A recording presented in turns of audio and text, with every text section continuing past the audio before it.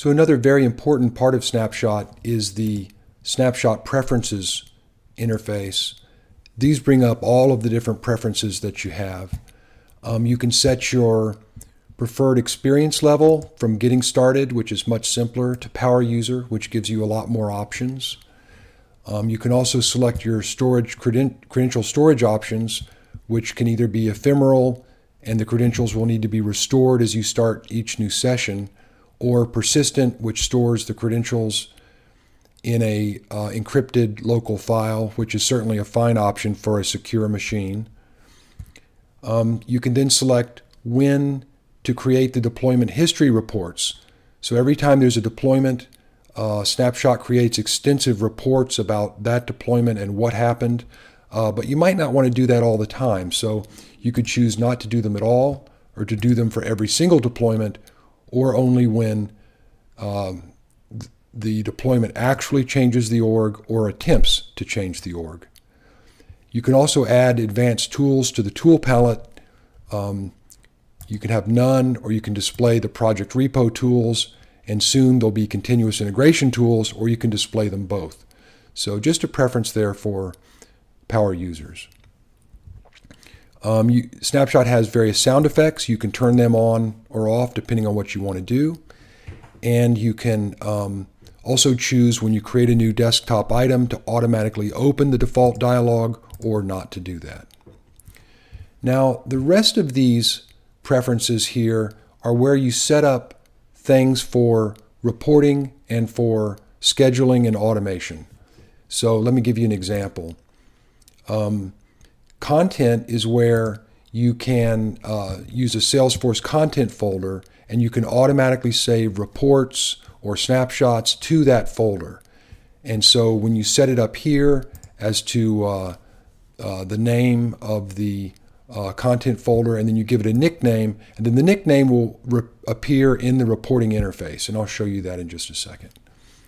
Simpler than that is just saving reports and things to local folders. You can do that as well. And as you can see, you just browse for a folder and give it a folder, and then boom, you can save reports and snapshots and so forth to a local folder. Chatter, you can select chatter groups for sending reports, and really that's very similar to an email, which where you can simply create lists of people to send reports to, and it will send the reports as attachments to those people with the given message. So simple but very powerful. Actions are where you can set up a couple of other things that you might want to happen in the midst of reporting. You know, for example, you might want to execute a command line. This one clones a repository.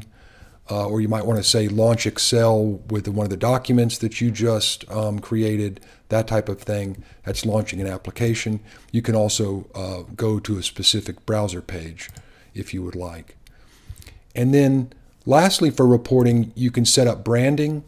You can give it some header text for your organization, or maybe you're an SI consultant and you want to promote your services. You can put that right in here. You can set up a picture. Just click on that to change the picture. Pictures don't always work correctly for HTML embedded images, but a link will always work for HTML. Pictures work just great for PDF, however, and will be embedded in that PDF, and it looks really nice. And then if you click on the picture, you can also give it a link to follow. So this is a really great way to either brand your reports with your corporate image, or maybe you're a consultant and you want your customers to know where that report came from. Okay, so let's say you've got all that set up. What does it look like?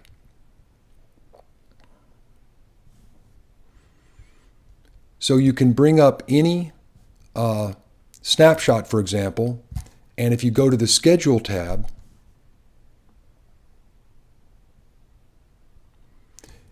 you'll see these various nicknames that we set up in preferences. So for example, every day at 4 a.m. we're going to take a snapshot, and after that we're going to save the snapshot to a folder, and the folder can be either local 1 or local 2. And as you remember, those are my 2 local folders that I set up. So this is where the nicknames are being used. or you could say save the snapshot to Salesforce content, put it in the cloud, and again, the nicknames come in. And so this really simplifies the whole interface and lets you build up consistent places and email lists and things where you want to send reports to and save things for either compliance or for documentation. All right, that's the Snapshot Preferences dialog.